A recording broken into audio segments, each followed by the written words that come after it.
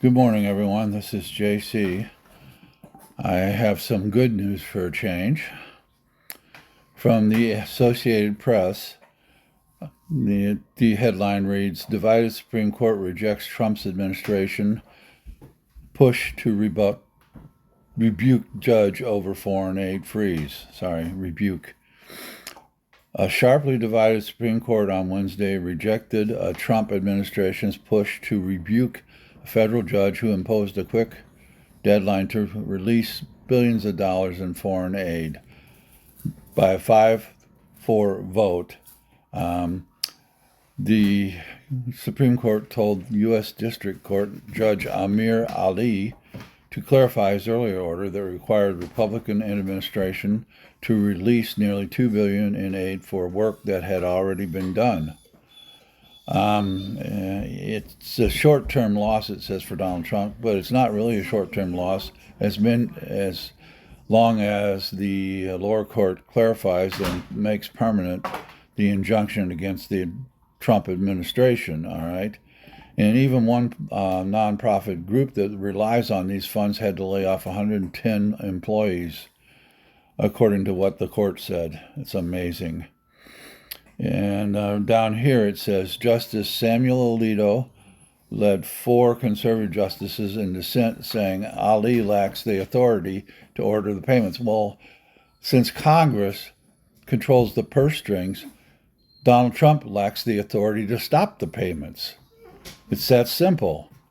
The executive office does not have the authority to stop money that has already been approved by the Congress of the United States. So there you go. Trump is he's fucked. Alito wrote that he's stunned that the court is rewarding the an act of judicial hubris that imposes a $2 billion penalty on American taxpayers. That money's already spent. It's known as sunk costs. Sorry, that was my dog. Known as sunk costs. Sunk costs are money that have already been allocated and doled out for something, and that $2 billion is gone already, so it's ridiculous. It's an absolutely moot point. And it says the court leaves in place Ali's temporary restraining order and pause the spending freeze.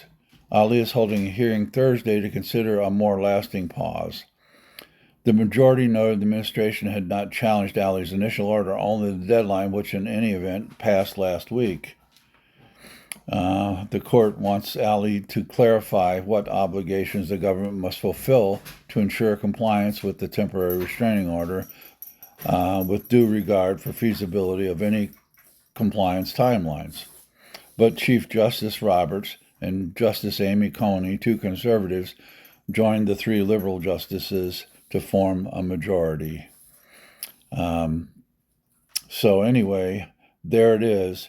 A win for our side. I hope it's permanent. But the Supreme Court sided with Congress, who has the authority to dole out the money. And this money was already allocated under President Biden.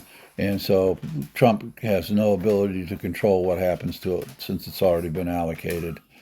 And it's a win for the American people, and it's a win for these agencies who help people around the world. They feed children, they feed women, they feed pregnant mothers.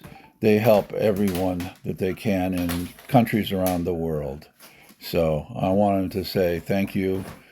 Even though I don't like the 2 conservative justices, thank you for joining the liberals. This is JC, St. Louis's oldest living hippie, saying, "Clock some more, Jack. Keep on trucking."